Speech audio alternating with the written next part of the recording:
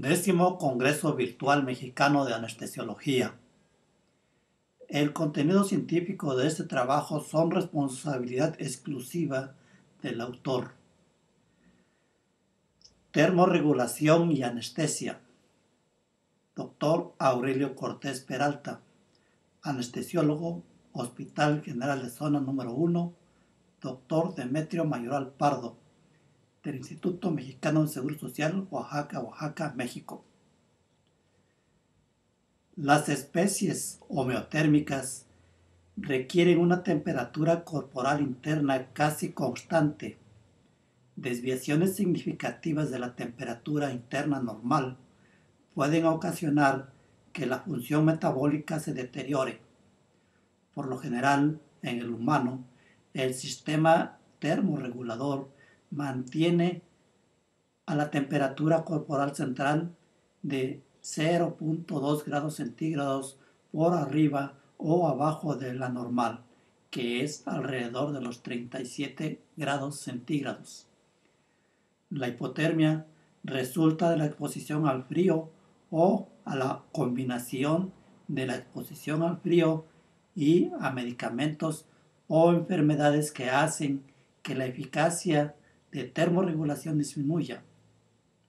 Durante la anestesia y la cirugía, la exposición al entorno de una sala de operaciones fría, comúnmente combinada con los agentes anestésicos, hace que se inhiba la termorregulación y nos produzca la hipotermia. Comprendiendo la termorregulación, tanto normal como influenciada por las drogas, nos es de gran ayuda para la prevención y tratamiento de los eventos adversos de la temperatura.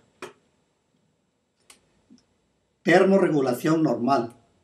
La termorregulación, al igual que muchos sistemas de control fisiológico, se basa en varios niveles positivos y negativos de retroalimentación para reducir al mínimo las perturbaciones de la temperatura en condiciones normales. La temperatura está regulada por señales derivadas del hipotálamo, la médula espinal, tejidos centrales profundos y de la temperatura superficial cutánea.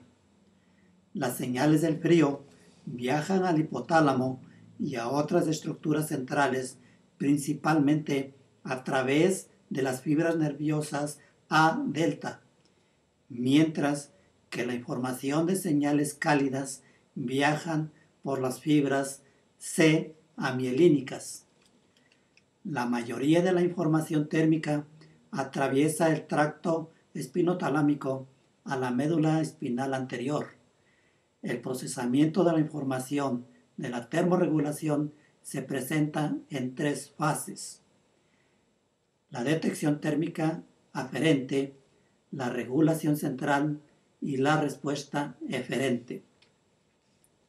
El hipotálamo regula la temperatura mediante una comparación de la potencia térmica integrada de la superficie de la piel, tubo neural y los tejidos profundos con un umbral de la temperatura al calor y frío.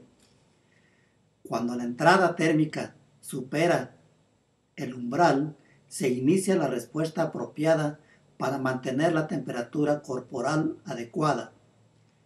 La intensidad de la respuesta frente a la disminución central de la temperatura es la ganancia de esa respuesta. La diferencia entre el calor más bajo y el umbral al frío más alto indica la sensibilidad térmica del sistema.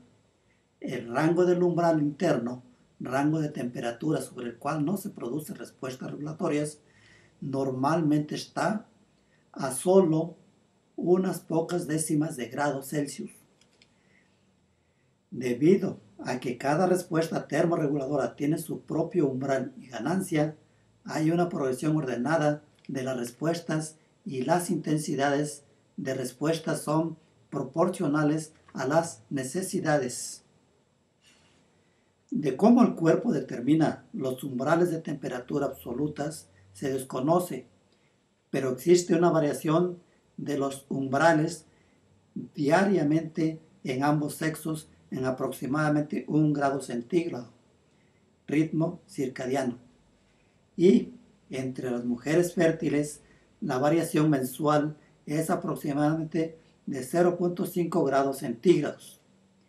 El ejercicio, la ingesta de alimentos, la infección, el hipo o hipertiroidismo, anestésicos y otras drogas, incluido el alcohol, los sedantes y nicotina, y la adaptación a frío y calor alteran la regulación de los umbrales de la temperatura.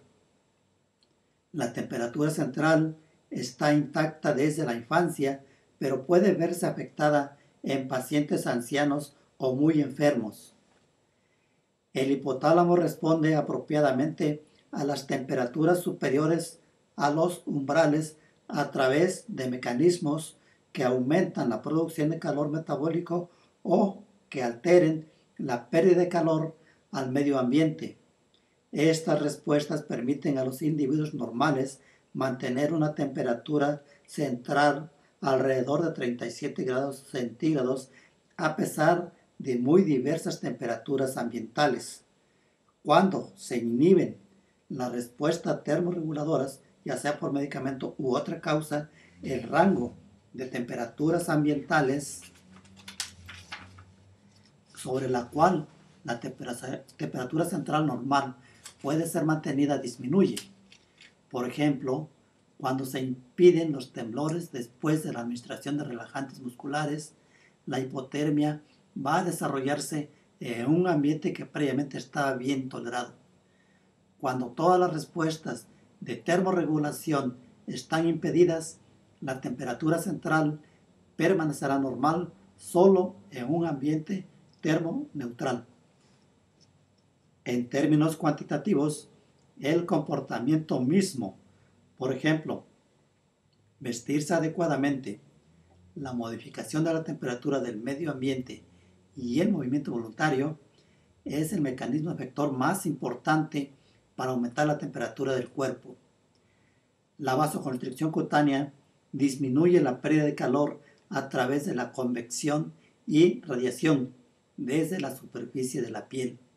El flujo sanguíneo cutáneo se divide en componentes de cortocircuitos arteriovenosos, capilar y termorregulador. Los cortocircuitos arteriovenosos están en gran parte limitados anatómicamente a los dedos de las manos, pies y la nariz. Son funcionalmente distintos de los capilares del resto de la piel. En un ambiente termoneutral, los cortocircuitos están abiertos y el flujo capilar es mínimo.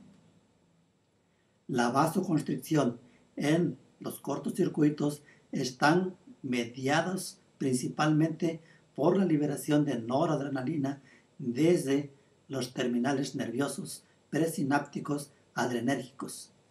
La vasoconstricción solo reduce mínimamente el flujo de sangre capilar. La termogénesis sin temblores o escalofríos aumenta la producción de calor metabólico sin producir trabajo mecánico a través de la oxidación de la grasa parda. La termogénesis sin temblores o escalofríos aumenta la producción de calor aproximadamente el 100% en los niños, pero solo ligeramente en los adultos. Los escalofríos vigorosos duplican la producción de calor metabólico, aunque este nivel de la intensidad no pueda sostenerse mucho tiempo.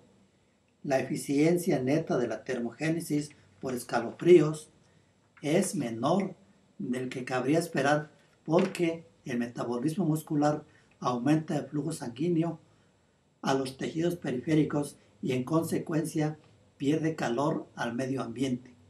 Por lo tanto, se utiliza solo como la última defensa contra la hipotermia, es decir, su umbral de activación es 1 grado Celsius por debajo de la vasoconstricción y de la termogénesis sin escalofríos. La sudación es mediada por los nervios simpáticos colinérgicos postganglionares. Los atletas entrenados deben perder con el sudor hasta 2 litros por hora y perder hasta 10 veces su tasa metabólica en reposo.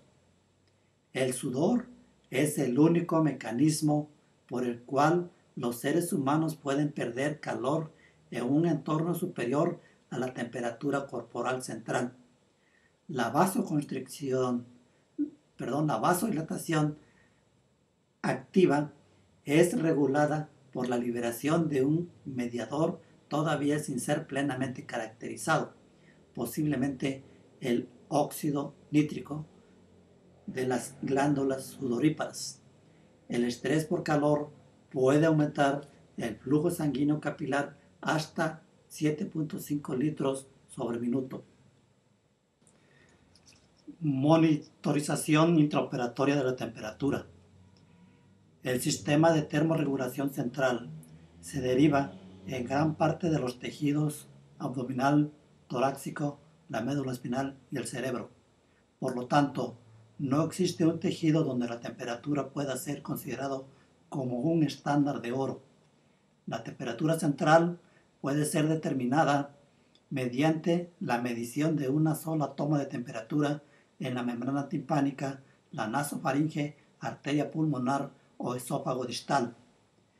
La temperatura oral o axilar cuidadosamente obtenido se aproxima mucho a la temperatura central para su uso clínico, excepto durante el puenteo, bypass cardiopulmonar. La temperatura vesical es adecuada durante el bypass cardiopulmonar y se utiliza comúnmente durante el recalentamiento con preferencia al de la temperatura rectal. La temperatura cutánea es aproximadamente 2 grados centígrados menos que la temperatura central, aunque la diferencia entre la piel de la frente y la temperatura central se conservan bien incluso durante la vasomoción termorreguladora y modestos cambios en la temperatura ambiente. Con una compensación de 2 grados centígrados, la temperatura de la frente se puede utilizar para estimar la temperatura central. Por el contrario, los termómetros infrarrojos timpánica y de la arteria temporal no son lo suficientemente precisos para uso clínico. La temperatura rectal puede quedarse rezagada ante la temperatura central y, por tanto, puede proporcionar engañosa información. El monitoreo de la temperatura corporal, por lo general, no es necesaria en procedimientos quirúrgicos menores realizadas con anestesia regional, ya que estos pacientes rara vez hacen hipotermia. La cirugía de mayor tiempo realizada con anestesia epidural o espinal puede estar asociado con una considerable hipotermia. Y el monitoreo de la temperatura central es generalmente apropiada en tales casos. Las alteraciones de la temperatura central inmediatamente después de la inducción de la anestesia general son difíciles de predecir y están influenciadas por una variedad de factores. Por consiguiente, el control de la temperatura a menudo no es útil durante los primeros 30 minutos de anestesia y es probablemente innecesaria cuando la cirugía se completó durante ese plazo. Por el contrario, la temperatura central debe monitorearse en intervalos menores de 15 minutos durante todos los procedimientos bajo anestesia general que dure más de 60 minutos. En los pacientes intubados, una sonda esofágica suele ser el método más sencillo y fiable de la medición de la temperatura central. Durante la anestesia regional o cuando los pacientes son ventilados con mascarilla facial, el monitoreo de la temperatura puede realizarse vía axilar, oral o en la frente y sustituir a la temperatura esofágica o rectal. Termorregulación durante la anestesia. La dosis típica de la anestesia general disminuye los umbrales de activación de las respuestas a la hipotermia en aproximadamente 3 grados centígrados y aumenta la defensa contra la hipertermia en aproximadamente 1 grado centígrado. Si el rango interumbral de la temperatura se amplía, se produce de la misma forma una ampliación en el rango de la temperatura sobre el cual las respuestas de la actividad termorreguladora se ausentan. Dentro de este rango, los pacientes son poiquilotermos y los cambios de temperatura del cuerpo se determinan pasivamente por la redistribución del calor dentro del cuerpo y la diferencia entre la producción de calor metabólico y la pérdida de calor al medio ambiente. La mayoría de los anestésicos generales producen un patrón similar en la magnitud de deterioro de la termorregulación. Los opioides inhiben el control termorregulador en forma similar. Por el contrario, las concentraciones incluso más elevadas en plasma de midazolam tienen poco efecto en el sistema termorregulador. El umbral de vasoconstricción en niños anestesiados con alotano o isoflurano difiere poco del de los adultos. En el intraoperatorio, los umbrales de la vasoconstricción aumentan por el estímulo doloroso, pero disminuyen con la edad avanzada. La hipotermia perioperatoria. El patrón típico de la hipotermia intraoperatoria es debido a que la temperatura central disminuye a la primera hora, luego disminuye más lentamente las siguientes 2 o 3 horas para continuar constante, llamado fase de meseta, después. La hipotermia en la primera hora del inicio de la anestesia es el resultado de redirigir el calor del centro a la periferia. Después, la continua caída de la temperatura es porque la pérdida calórica excede a la producción de calor corporal. Finalmente, el reflejo termorregulatorio vasoconstrictor disminuye la pérdida térmica periférica, redistribuyéndola hacia el centro. Numerosos factores contribuyen a la hipotermia central durante la primera hora de la cirugía. Ya sea que los pacientes se desnuden en un ambiente fresco o frío, que la piel se prepara para la cirugía con una solución fría que casi siempre se evapora. La inducción de la anestesia disminuye la producción de calor metabólico y produce vasodilatación cutánea. Los líquidos intravenosos fríos disminuyen directamente la temperatura central. Los pulmones están ventilados con gases secos y fríos, así como los vapores de los halogenados, lo que aumenta la pérdida de calor por la vía respiratoria. La hipotermia inicial, después de la inducción de la anestesia, es el resultado de la mezcla de la temperatura sanguínea periférica con la sangre central más caliente. Esto mantiene la temperatura periférica a expensas de la central. Aunque la temperatura central cae rápidamente, la temperatura global media permanece constante. La anestesia general disminuye la producción de calor metabólico un 15 a 30% y se eleva muy poco la pérdida de calor por la piel. Casi siempre la temperatura de la piel es considerablemente más baja que la temperatura central. Como ya se mencionó, la vasodilatación periférica, inducido por los anestésicos generales, eleva poco la pérdida calórica cutánea al medio ambiente, tratando de equilibrarse la temperatura central con los compartimentos periféricos. El resultado inicial es el calentamiento de los tejidos periféricos a expensa de la temperatura central. La redistribución de la hipotermia contribuye aproximadamente en un 80% a la hipotermia observada durante la primera hora de anestesia y sigue siendo la causa más importante de hipotermia central, incluso después de las 3 horas de anestesia. Simular redistribución interna de calor hace que la hipotermia inicial se presente durante la anestesia epidural. La disminución lenta y lineal de la temperatura central típicamente observada durante la segunda o tercera hora de anestesia probablemente es el resultado de una pérdida de calor mayor que la generada por el metabolismo corporal.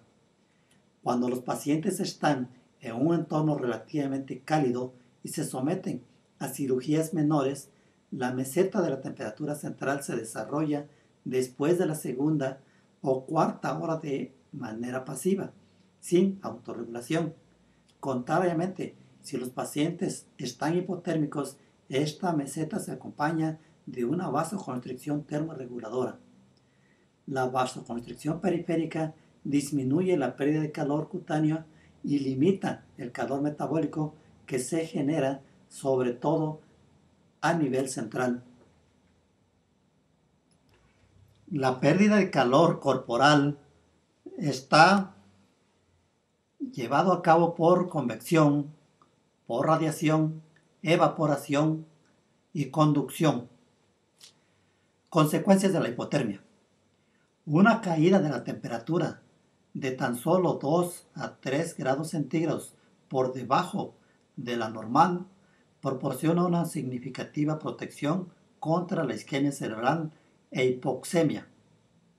La hipotermia leve, por lo tanto, puede ser de utilidad en procedimientos quirúrgicos como la endarterectomía carotidia y en neurocirugía.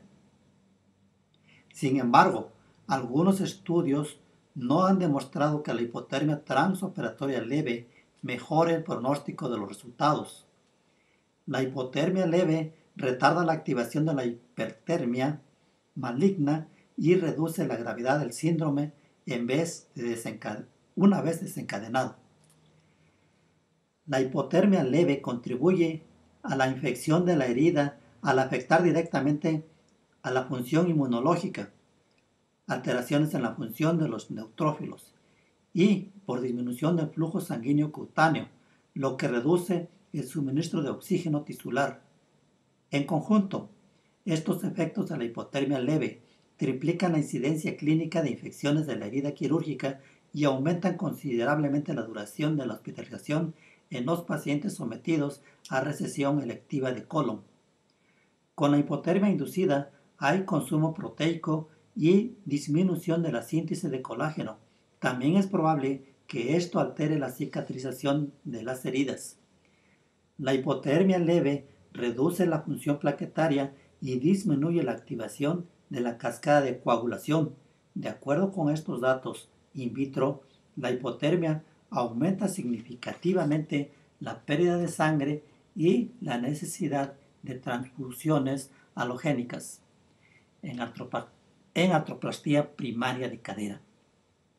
La pérdida de sangre aumenta aproximadamente 0.5 unidades por cada grado Celsius de disminución de la temperatura central.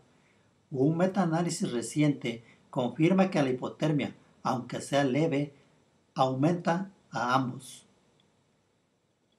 Tan solo 2 grados centígrados de hipotermia central aumenta también significativamente la incidencia de isquemia miocárdica en pacientes de alto riesgo sometidos a cirugía vascular periférica. La hipotermia leve disminuye el mecanismo de la mayoría de las drogas. Por ejemplo, la duración de acción de becuronio es más del doble a 34.5 grados centígrados en comparación con una temperatura de 36.5 grados centígrados. También prolonga significativamente la duración de la recuperación postoperatoria. La incomodidad térmica postoperatoria por sí misma no es peligrosa para la vida. Sin embargo, numerosos pacientes recuerdan la sensación de frío como el peor aspecto de la cirugía. Los esfuerzos para prevenir y tratar tales sensaciones desagradables merecen la misma atención que actualmente damos al manejo del dolor. Los temblores postoperatorios se presentan en aproximadamente 40% de los pacientes que se recuperan de la anestesia general y es precedida por hipotermia central y vasoconstricción periférica, indicando que hay una actividad termorreguladora. El temblor perianestésico aumenta el consumo de oxígeno aproximadamente un 200% y exacerba el dolor postoperatorio. Aunque la mayoría de los temblores tiene patrones electromiográficos con características de temblor normal, algunos se asemejan a patologías como el clonus. El temblor puede ser tratado con calentamiento directo de la superficie de la piel, clonidina 75 mg IV o la administración de meperidina 25 mg IV. La meperidina es más eficaz que la dosis equipotente de otros opioides por razones que no están claras. El temblor durante la anestesia epidural es un temblor termorregulatorio normal ocasionada por hipotermia central y precedido por la vasoconstricción periférica por encima del nivel de bloqueo simpático.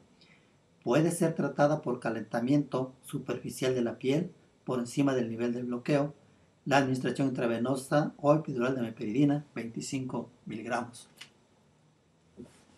Prevención y tratamiento de la hipotermia. La hipotermia central de iniciación rápida durante la anestesia epidural o general es difícil de tratar porque es el resultado en gran parte de la redistribución interna de calor. Sin embargo, se puede prevenir en gran medida con el calentamiento de la piel y los tejidos periféricos antes de la inducción para disminuir el gradiente de la temperatura central periférico. Dada la gran capacidad de calor del comportamiento térmico periférico, se requiere generalmente de 30 a 60 minutos de calentamiento moderado. Menos del 10% del calor metabólico se pierde a través de la respiración, incluso cuando los pacientes son ventilados con gas seco y fresco. La humidificación pasiva de la vía aérea, intercambiadores de calor y humedad, puede prevenir la mayoría de esta pérdida, y la calefacción de gas activo y humidificación impide todo. Sin embargo, los cálculos termodinámicos simples indican que el calentamiento y humidificación de las vías respiratorias en los adultos no pueden producir alteraciones clínicamente significativas en el contenido de calor del cuerpo. Todos los estudios clínicos técnicamente adecuados encuentran que el acondicionamiento del gas inspirado no impide la hipotermia en adultos. La impresión clínica de que calentar el gas inspirado en la ventilación mecánica manual probablemente sea debido al calentamiento que producen los artefactos como el termómetro en el esófago proximal. Por lo tanto, el calentamiento y la humidificación de los gases y vapores inspirados por el paciente muy pocas veces está indicada. Del mismo modo, los filtros de intercambio de calor y humedad contribuyen poco al mantenimiento de la normotermia. Dado que la mayoría del calor se pierde a través de la piel, aunque la evaporación de grandes incisiones quirúrgicas puede contribuir de manera significativa, la prevención de la pérdida de calor cutáneo minimizará el lento declive lineal de la temperatura central durante la cirugía. La pérdida de calor cutáneo se puede reducir pasivamente cubriendo la piel con paños quirúrgicos de tela o de papel, mantas, plásticos, bolsas, etc. Una sola capa de cada aislador reduce la pérdida de calor en aproximadamente un 30%, pero la eficacia de los diferentes tipos de cobertura es similar. Agregar capas adicionales no aumenta el beneficio. La combinación de 3 capas de mantas de algodón calentadas solo reduce la pérdida de calor en un 50%. Debido a que la pérdida de calor cutáneo es aproximadamente proporcional al área de la superficie, la elección de material de cubierta es mucho menos importante que la superficie total cubierta. El calentamiento activo puede prevenir la pérdida de calor cutáneo e incluso puede revertir la transferencia de calor a través de la piel.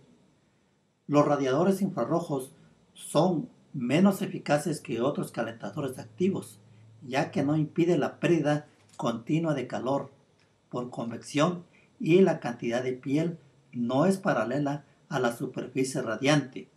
La radiación es probablemente más efectiva en los niños que en los adultos porque la relación de tamaño de la superficie de calentamiento con el tamaño corporal es más grande. Las mantas circulantes de agua son más eficaces cuando se coloca sobre, en lugar de debajo, los pacientes, ya que se pierde poco calor a través de los 5 centímetros de espuma que las almohadillas de la mayoría de las mesas de quirófano tienen. La temperatura del agua no debe exceder de 40 grados centígrados para minimizar el riesgo de necrosis por presión-calor y debe ser puesta a temperaturas aún más bajas en los pacientes con insuficiencia vascular arterial. En general, el calentamiento del aire por convección forzada es por mucho el método más seguro, más fácil y más eficaz de la prevención de la pérdida de calor cutáneo. Nunca debe recalentarse a los pacientes con frasco de agua caliente debido al riesgo de producir quemaduras. Recomendaciones.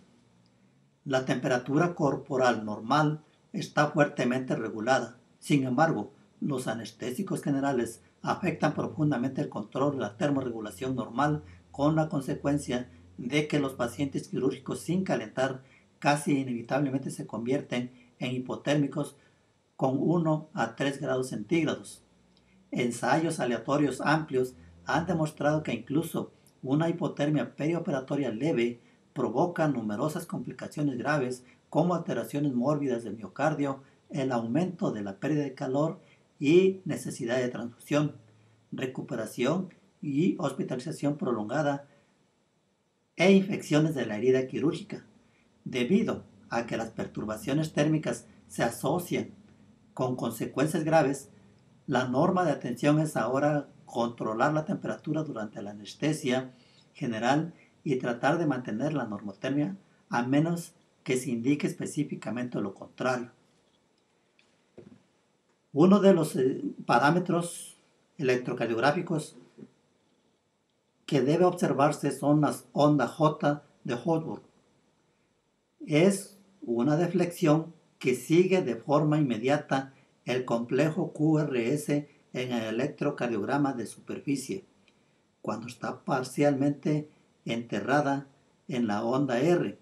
La onda J aparece como elevación del punto J o supradesnivelación del segmento ST. Es un signo electrocardiográfico de la hipotermia.